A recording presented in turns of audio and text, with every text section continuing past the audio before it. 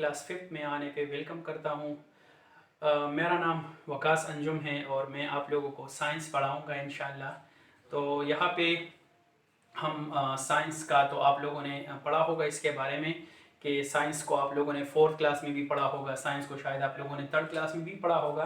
तो यहाँ पे 5th क्लास में चूँकि आप लोग आ चुके हैं तो बिल्कुल साइंस तो तकरीबन वही है, लेकिन यहाँ पे कुछ चीज़ें जो है वो चेंज हो चुकी है। तो इंशाल्लाह उसको हम पढ़ेंगे यहाँ पे। तो अगर आप लोग अपने बुक्स निकाल दें और पेज नंबर 2 निकाल दें, पेज नंबर 2 पे आप लोगों का पहला चैप्टर स्टार्ट होता है जो कि पहला यूनिट है, जिसका नाम है the brain and nerve. The brain and nerve जो कि सबसे पहला आप लोगों का यूनिट है यहाँ पे, उसके बारे में हम पढ़ेंगे यहाँ पे। अच्छा तो बच्चों यहाँ पे तवज्जो दे दो। ब्रेन के बारे में हमने पढ़ना है कि ब्रेन किसे कहते हैं। अब आप लोगों में से कुछ बच्चों को तो ये इल्म होगा कि ब्रेन किसे कहते हैं, लेकिन बहुत सारे बच्चों को इसके बारे में पता नहीं होगा। तो मैं आप लोगों को सादे से अल्फाज में बता दूं कि ब्रेन किसे कहते हैं। ब्रेन हमारे सर में, यहाँ पे जो हमारे सर होता है ना, इसके अंदर मौजूद होता है ब्रेन। और वो ब्रेन हमारे सारे के सारे एक्टिविटीज़ को कंट्रोल करता है। हमारे बॉडी के अंदर जितना भी एक्टिविटीज़ होती है सारे के सारे ये कंट्रोल करते हैं। मिसाल के तौर पर मैं यहाँ पे आप लोगों के सामने हूँ, यहाँ पे बोल रहा हूँ, आप लोग मुझे सुन रहे, आप लोग मुझे देख सकते हैं। तो ये चीज़ें यहाँ पे कौन कंट्रोल करता है? यहाँ पे ये ब्रेन कंट्रोल करते हैं। ये सारे के सारे एक्टिविटीज़ वो सारे ब्रेन कंट्रोल करते हैं। अच्छा, ब्रेन कहाँ पे मौजूद होता है? ब्रेन हमारे सर में, इसी खोपड़ी के अंदर, ये जो हमारी खोपड़ी है ना, इसी के अंदर ये लोकेट करती है, इसी के अंदर ये मौजूद होती है। और इसी खोपड़ी की वजह से उसकी प्रोटेक्शन भी होती है उस ब्रेन की। अच्छा, तो ब्रेन एक कितना उसका साइज होता है? ब्रेन का जो साइज है ना वो तकरीबन 1200 ग्राम से लेके 1400 ग्राम तक ये होता है। एक एवरेज इंसान, आप लोग तो बच्चे हो, आप लोगों के ब्रेन का साइज तो शायद इतना नहीं होगा, लेकिन अगर एक मेच्योर इंसान की अगर हम बात कर ले, अगर वो बड़ा इंसान है तो उसकी जो ब्रेन का वजन होगा वो 1200 ग्राम से लेके 1400 ग्राम तक ये होता है। ये 1 केजी से 1 किलो से ये थोड़ा सा ज्यादा है। अच्छा, तो ब्रेन का तो मैंने आप लोगों को इंट्रोडक्शन दे दिया। और इस ब्रेन को हम उर्दू में कहते हैं दिमाग, दिमाग कहते हैं। पुश्तो में भी हम दिमाग का लफ्ज़ बहुत बार इस्तेमाल करते हैं। तो यहाँ पे क्या करते हैं, ये तो मैंने ऑलरेडी आप लोगों को बता दिया कि ये कंट्रोल ऑल एक्टिविटीज़, हमारे बॉडी के अंदर जितनी भी एक्टिविटीज़ है उसको कंट्रोल करते रहते हैं। क्या करते रहते हैं? हमारे बॉडी के अंदर जितने भी एक्टिविटीज़ है सारे के सारे ये कंट्रोल करते हैं। जो भी हो, हम जो भी कुछ करते हैं हमारे ब्रेन की वजह से वो चीज़ें कंट्रोल होती है। इसके साथ साथ ये भी मैंने बता दिया आप लोगों को कि लोकेटेड इन हेड, कि हमारे सर के अंदर ये मौजूद है, हमारे सर के अंदर ये मौजूद है। अच्छा, यहाँ पे एक और एग्जांपल मैं आप लोगों को देना चाहता हूँ बच्चों। तो अगर आप लोगों ने तो शायद इंसानों का दिमाग नहीं देखा होगा, क्योंकि मैंने खुद भी नहीं देखा अभी तक कि इंसान का दिमाग किस तरह होता है, सिवाय पिक्चर में देखा है, लेकिन रियल में किसी ने भी नहीं देखा होगा। लेकिन आप लोगों ने भी रियल में देखा है। सोच लीजिए कहाँ पे देखा होगा? जब भी हम कुर्बानी करते हैं, ईद उल अजहा के मौके पर जब हम कुर्बानी करते हैं तो वहाँ पे जब हम अपने गाय और भैंस वगैरह का सर काट देते हैं तो उसके दरमियान उसके सर के अंदर मौजूद होते हैं उसका ब्रेन। बिल्कुल वही ब्रेन है, लेकिन उस ब्रेन में और इंसान के दिमाग, इंसान का जो ब्रेन है ना, उसमें मामूली सा फ़र्क है, इतना ज़्यादा फ़र्क नहीं है। तो उम्मीद है कि आप लोगों को पता चल गया होगा कि ब्रेन का वजन कितना है, 1200 ग्राम से लेके 1400 ग्राम के दरमियान। इसके साथ साथ सारे के सारे एक्टिविटीज को कंट्रोल करता है। सर के अंदर मौजूद है यहाँ पे इस खोपड़ी के। और इसके साथ साथ प्रोटेक्टेड बाय स्कल, ये भी मैंने आप लोगों को बता दिया। प्रोटेक्टेड बाय स्कल का मतलब ये है कि वो स्कल की वजह से वो हिफाजत में है, अंदर मौजूद है। किस तरीके से हिफाजत में है? अगर आप लोगों के खुदा न खास्ता आप लोगों का सर किसी चीज़ के साथ लग जाता है तो वो ब्रेन जो है वो उसी खोपड़ी के अंदर फिर महफूज रह जाएगा, क्योंकि ये खोपड़ी बहुत ज़्यादा सख्त है। और वो जो आप लोग कभी कभी यहाँ पे लग जाती है ना, कुछ हार्ड चीज़ यहाँ पे लग जाती है, तो उसका जो असर है, उसका जो तकलीफ है वो हमारे ब्रेन तक नहीं पहुँच पाता। ये तो था ब्रेन के बारे में इंट्रोडक्शन। उम्मीद है कि आप लोगों ने इसको समझा होगा। उसके बाद हम आगे चलते हैं कि ब्रेन को कितने पार्ट्स में डिवाइड किया गया है। तो साइंटिस्ट ने ब्रेन को 3 पार्ट्स में डिवाइड किया गया है। पहला पार्ट उसका है सेरेब्रम। कौन सा है? सेरेब्रम। दूसरा है सेरेब्लम। कौन सा? सेरेब्लम उसका है। और तीसरा जो है वो मेड्यूला है, या ब्रेन स्टेम भी उसको कहा जाता है। ये 3 पार्ट है उसके। कौन कौन से हैं?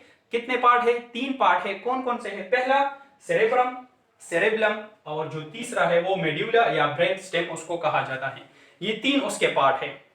अच्छा, ये ब्रेन तीन पार्ट्स में तो डिवाइड हो गया और फिर हर एक पार्ट का अलग अलग फंक्शन है, हर एक पार्ट अलग अलग एक्टिविटी को कंट्रोल करता है। तो सबसे पहले हम बात करेंगे सेरेब्रम की। सेरेब्रम की हम सबसे पहले बात करेंगे कि सेरेब्रम क्या है, कहाँ पे मौजूद होता है और ये कौन कौन से एक्टिविटीज को ये कंट्रोल करता है। तो ये सेरेब्रम जो है ये हमारे बॉडी, हमारे ब्रेन का ये सबसे लार्जेस्ट पार्ट है। किस चीज का? हमारे ब्रेन का सेरेब्रम सबसे लार्जेस्ट पार्ट है। लार्जेस्ट पार्ट का मतलब ये है कि साइज में ये ज्यादा है। हमारे ब्रेन का जो साइज है उसमें सबसे ज्यादा सेरेब्रम है। और फिर उस सेरेब्रम को दो पार्ट्स में डिवाइड किया गया है। एक तो ये है कि सबसे ज्यादा है उसका साइज, उसका साइज जो है वो सबसे बड़ा पार्ट है और उसके साथ साथ उसको दो पार्ट्स में डिवाइड किया गया है। एक पार्ट को हम कहते हैं लेफ्ट साइड वाला और दूसरा को राइट साइड वाला। लेफ्ट हेमिस्फीयर और राइट हेमिस्फीयर, चूंकि ये नाम आपके बुक में नहीं जिक्र किया गया, इसी वजह से मैंने उसका जिक्र भी यहाँ पे नहीं किया गया। आपके बुक में सिर्फ इतना लिखा है कि एक हमारा लेफ्ट साइड वाला ब्रेन है और एक दूसरा जो है वो हमारा राइट साइड वाला ब्रेन है। जिस तरह की यहाँ पे मैंने आप लोगों को ये डायग्राम बनाया है, इस डायग्राम को अगर हम और से देख ले तो इसका मतलब ये है कि अगर इंसान इस तरह खड़ा है सामने तो उसके दो पोजीशन आ जाते हैं। जिस तरह ये वाला पोर्शन है ये हमारा लेफ्ट साइड वाला है और ये वाला जो पोर्शन है ये वाला ये हमारा राइट साइड वाला है। अब समझ गए ना? दोबारा मैं बता देता हूं कि सेरेब्रम को दो पार्ट्स में डिवाइड किया गया है। एक पार्ट को हम कहते हैं जो कि लेफ्ट हेमिस्फीयर जो कि मौजूद होता है लेफ्ट साइड पे और दूसरा वो राइट साइड पे मौजूद है और उसको हम राइट हेमिस्फीयर कहते हैं। अब यहाँ पे एक इंटरेस्टिंग बात आप लोग अपने जहन में रख लो कि ये जो लेफ्ट साइड वाला है ना, मिसाल के तौर पर हमारा लेफ्ट साइड ये वाला, ये जो पोर्शन है हमारा लेफ्ट साइड वाला, ये कंट्रोल करता है सारे एक्टिविटीज, हमारे राइट साइड की एक्टिविटीज को कंट्रोल करता है। लेफ्ट साइड हमेशा एक्टिविटीज कंट्रोल करेंगे राइट साइड वाले, और जो राइट साइड वाले ब्रेन है इस साइड पे जो मौजूद है ये हमेशा हमारे जो लेफ्ट साइड वाली एक्टिविटीज है उसको कंट्रोल करते हैं, उसको कंट्रोल करते रहते हैं। मैं दोबारा बता देता हूं कि सेरेब्रम को दो पार्ट्स में डिवाइड किया गया है, लेफ्ट साइड, राइट साइड। जो लेफ्ट साइड वाला है वो कंट्रोल करता है हमेशा हमारे राइट साइड की एक्टिविटीज को। अगर इस साइड पे ब्रेन है ना तो हमारा ये वाला जो साइड है, हमारा ये वाला हाथ, ये पांव, ये इस साइड को कंट्रोल करता है। और हमारा जो राइट साइड पे ब्रेन मौजूद है ये वाला ब्रेन ये हमारे लेफ्ट साइड को कंट्रोल करता है, हमारे इस साइड, इस हाथ को और इस पांव को ये कंट्रोल करता रहता है। समझ गए ना आप लोग?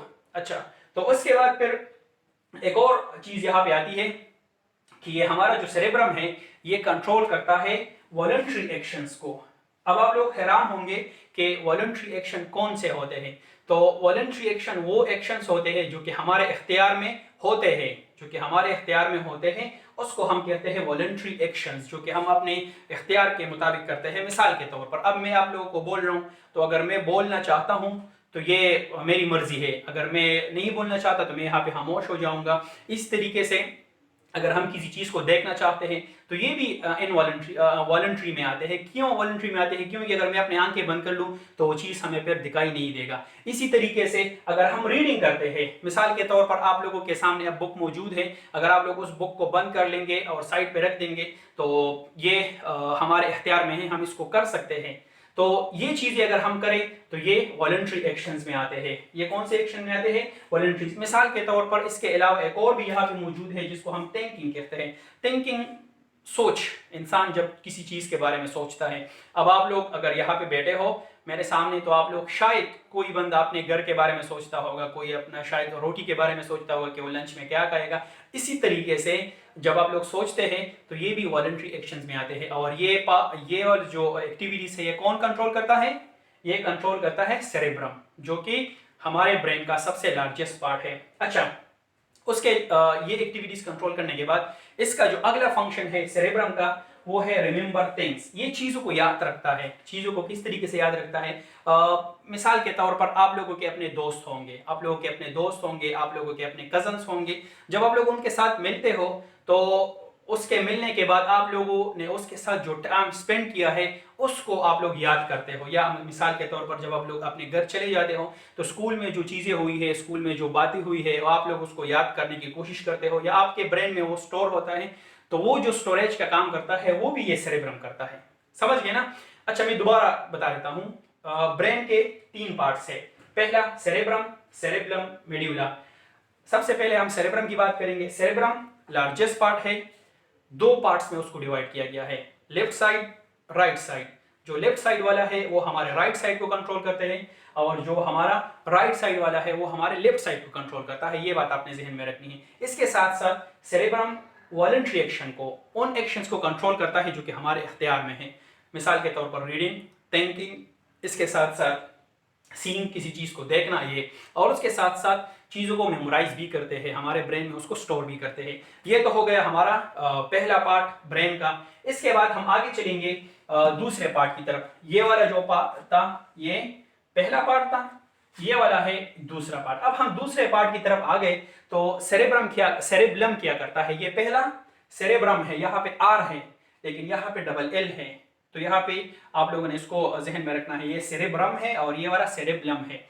तो यहाँ पे ये सेरेब्लम क्या करता है, अब ये सेरेब्लम जो है ये कंट्रोल करता है मूवमेंट को। मिसाल के तौर पर ये मैं अपने हाथ को हिला रहा हूँ, यहाँ पे मैं इस मार्कर के जरिए यहाँ पे लिखना चाहता हूँ, यहाँ पे लिख सकता हूँ, मैं मूवमेंट कर रहा हूँ। आप लोग भी अपनी जगह पे बैठे हो, मूवमेंट कर सकते हो, अपने हाथ को हिला सकते हो। ये जो मूवमेंट है ये कौन कंट्रोल करता है, ये सेरेब्लम कंट्रोल करती है। जितने भी मूवमेंट है ये सारे के सारे इसी सेरेब्लम की वजह से कंट्रोल होते हैं। इसके साथ साथ कुछ और चीजें भी इसकी वजह से कंट्रोल होती है। मिसाल के तौर पर रनिंग, वॉकिंग एंड जंप, ये चीजें भी आप लोग कंट्रोल कर सकते हैं। हमारा दिमाग उसको कंट्रोल कर सकता है। किस चीज की वजह से उसको कंट्रोल कर सकता है, इसी सेरेब्रम पार्ट की वजह से कंट्रोल कर सकता है। आप लोग गेम्स खेलते हो, दौड़ लगाते हो, जंपिंग करते हो, बहुत सारी एक्टिविटीज करते हो, फिजिकल एक्टिविटीज करते हो, तो वो सारे फिजिकल एक्टिविटीज इस सेरेब्रम पार्ट की वजह से कंट्रोल होते हैं। तो यहाँ पे हम लिख देंगे कि ये कंट्रोल करता है, फिजिकल एक्टिविटीज को ये कंट्रोल करते रहते हैं। अच्छा, दोबारा मैं बता देता हूं, सेरेब्रम कौन से पार्ट को कंट्रोल, कौन से एक्टिविटीज को कंट्रोल करता है, हमारे movement of muscle and joint, हमारे जो मसल है और उसके जो जॉइंट्स है उसको कंट्रोल करता है, उसकी मूवमेंट को। जॉइंट किसे कहते हैं, जॉइंट ये वाला, मिसाल के तौर पर ये वाला यहाँ पे मौजूद है, यहाँ पे मैं इस हाथ को हिला सकता हूं तो ये भी जॉइंट है, ये भी जॉइंट है हमारी इस उंगलियों के दरमियान। यहाँ पे जहां पे ये उंगली इसी तरीके से ब्रेक होती है थोड़ी सी, तो इसको हम यहाँ पे ये जॉइंट कहते हैं, और इसका जो मूवमेंट है ये कंट्रोल करता है सेरेब्रम। और उसके साथ साथ अगर आप लोग रनिंग करते हो, गेम्स खेलते हो, फिजिकल एक्टिविटीज करते हो, एक्सरसाइज करते हो, ये सारे के सारे एक्टिविटीज कंट्रोल करते हैं, सेरेब्रम कंट्रोल करती है। अच्छा, तो यहाँ तक क्लियर है ना। अब हम इंशाल्लाह आगे चले जाएंगे मेड्यूला की तरफ कि मेड्यूला कौन कौन से एक्टिविटीज कंट्रोल करता है। आप लोगों को मैंने सेरेब्रम में बताया था कि वहां पे वॉलंटरी एक्शंस कंट्रोल करते हैं वो, लेकिन यहाँ पे मेड्यूला के अंदर मैं आप लोग बता दूंगा कि यहाँ पे ये इनवॉलंटरी एक्शंस कंट्रोल करता है। यहाँ पे ये इनवॉलंटरी एक्शंस कंट्रोल करते हैं। इनवॉलंटरी एक्शंस वो एक्शंस होते हैं जो कि हमारे इख्तियार में नहीं होते, जिसके ऊपर हमारा कोई भी इख्तियार नहीं होता, उसको हम इनवॉलंटरी कहते हैं। और वहां पे वॉलंटरी के ऊपर हमारा इख्तियार होता है, लेकिन इनवॉलंटरी के ऊपर हमारा कोई भी इख्तियार नहीं होता।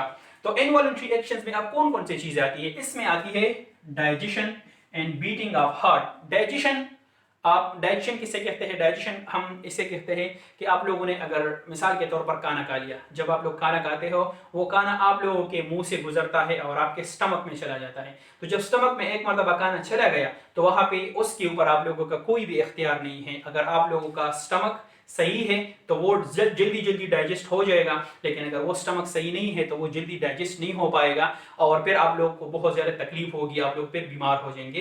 तो इसी तरीके से डाइजेशन के ऊपर हमारा कोई भी इख्तियार नहीं है। इसका दूसरा एग्जांपल है इनवॉलंटरी एक्शन का। अगर हम अपने दिल पे हाथ रख दें, आप लोग अपने दिल पे हाथ रख दो इस तरीके से, तो बीटिंग करता है। तो इस बीटिंग के ऊपर हमारा कोई भी इख्तियार नहीं है, क्योंकि ये हमेशा करता रहता है। जब बच्चा पैदा होता है उसकी पैदाइश से लेके उसके मरने तक ये वाले जो बीटिंग है ये हमारा हार्ट हमेशा करता रहता है और ये कभी भी नहीं थकता, और इसको हम इनवॉलंटरी एक्शन कहते हैं। अगर आप लोग चाहे भी तो इसको हम कंट्रोल नहीं कर सकते, इसको हम नहीं रुकवा सकते। तो ये जो है ये इनवॉलंटरी एक्शन है, और ये इनवॉलंटरी एक्शन कौन कंट्रोल करता है, ये मेड्यूला कंट्रोल करते रहते हैं। अच्छा, तो ये तीन पार्ट्स तो मैंने आप लोगों को बता दिए, लेकिन ये तीन पार्ट्स लोकेट कहाँ पे करते हैं। मिसाल के तौर पर हमारे ब्रेन के अंदर ये कहाँ पे मौजूद होते हैं। तो पहला जो पार्ट है सेरेब्रम एंड मेड्यूला, ये यहाँ पे लोकेट करते हैं। यहाँ पे इस डायग्राम की तरफ अगर आप लोग थोड़ा सा नजर घुमा ले, ये आप लोगों के बुक में भी है, पेज नंबर 3 पे ये डायग्राम आप लोग का मौजूद है। अगर मिसाल के तौर पर मैं इस साइड से खड़ा हूँ, इस साइड पे खड़ा हूँ, तो ये मेरा ब्रेन जो है वो यहाँ पे इसी तरीके से आ जाएगा। अब ये वाला जो ऊपर वाला हिस्सा है, ये वाला, ये पूरा का पूरा, ये वाला, ये यही हिस्सा है, ये हिस्सा जो कि यहां से लिया गया है, इसको हम कहते हैं सेरेब्रम। इसको क्या कहते हैं? सेरेब्रम। और ये पूरा का पूरा यहां से शुरू हुआ है ना, ये पूरा, इसको हम सेरेब्रम कहते हैं। और ये जिस तरह मैंने पहले बता दिया कि ये लार्जेस्ट पार्ट है, तो इसी वजह से यहां पे भी शो किया गया है कि ये सबसे लार्जेस्ट पार्ट है। यहां से लेके ये पूरा, ये सेरेब्रम कहलाता है। इसके बाद जो दूसरा पार्ट उसका है वो है सेरेब्लम। यहाँ पे देख ले, ये सेरेब्लम है। सेरेब्लम कहाँ पे लोकेट करता है? सेरेब्लम यहाँ पे लोकेट करते हैं हमारे इस साइड पे। ये जो ये जो सेरेब्रम यहाँ पे मौजूद है, उस सेरेब्रम के पीछे साइड पे यहाँ पे मौजूद होता है, इसके अंदर, उसको हम कहते हैं सेरेब्लम। और उसके साथ साथ उस सेरेब्लम के साथ साथ वहां पे एक लाइन जाता है जिसको हम मेड्यूला कहते हैं। और इस मेड्यूला का काम ये है कि ये हमारे इस ब्रेन को कंट्रोल करता है स्पाइनल कार्ड के साथ। किस चीज के साथ कंट्रोल करता है?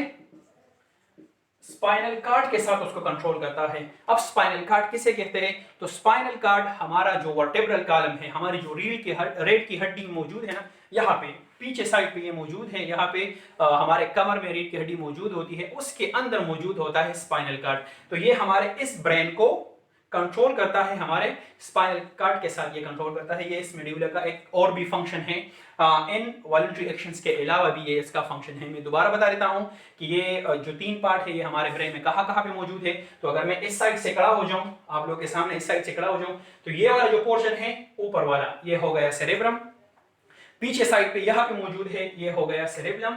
और जो वहां से एक नीचे लाइन गई है, बिल्कुल एक लाइन सी शेप है जो कि कनेक्ट कर देती है हमारे ब्रेन को स्पाइनल कार्ड के साथ, तो वहां पे मेड्यूला आ गया। अच्छा, तो उम्मीद है कि आप लोगों ने इसको समझा होगा, लेकिन इसका थोड़ा सा मैं दोबारा समरी बता देता हूँ। हम ब्रेन के बारे में पढ़ रहे हैं। ब्रेन जो सबसे इंपॉर्टेंट पार्ट है हमारे बॉडी का, और जो सारे के सारे एक्टिविटीज को कंट्रोल करता है, यही ब्रेन कहलाता है। इस ब्रेन का जो वेट है, जो वजन है ना, वो 1200 ग्राम से लेके 1400 ग्राम के दरमियान ये होता है। तकरीबन 1 केजी, 1 किलो से ये थोड़ा सा ज्यादा है।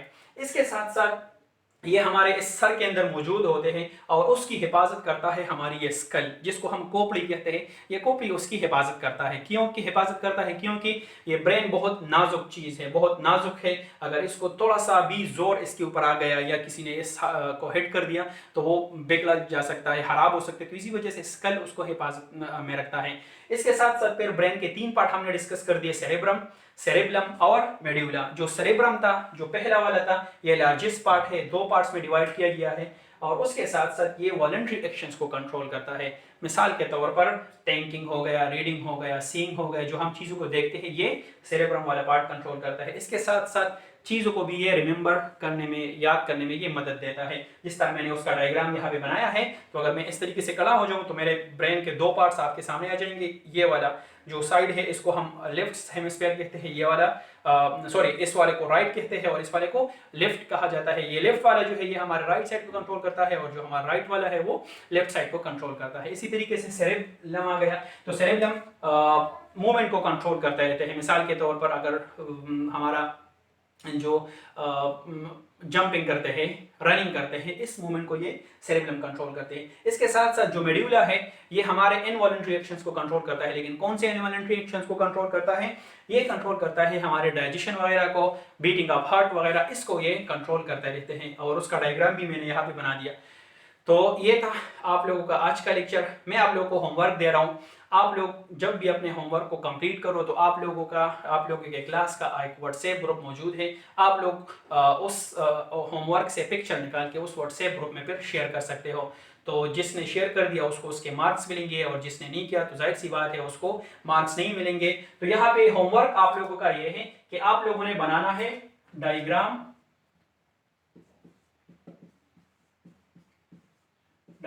Of human brain. आप लोगों ने डायग्राम बनाना है ह्यूमन ब्रेन का, लेबल डायग्राम बनाना है आप लोगों ने। लेबल का मतलब ये है कि उसके साथ वो नाम वगैरह लिखना है, जिस तरह मैंने यहाँ पे उसके साथ नेम लिखे हैं कि ये वाला सेरेब्रम पार्ट है, ये सेरेब्रम है, ये मेडुला है, इसी तरीके से आप लोगों ने उसको नाम भी लिखना है। तो यहाँ पे diagram of human being, human brain आप लोगों ने बनाना है और व्हाट्सएप ग्रुप में शेयर करना है। इंशाल्लाह फिर आप लोगों से अगले लेक्चर में मुलाकात होगी। तब तक के लिए खुदा हाफिज़।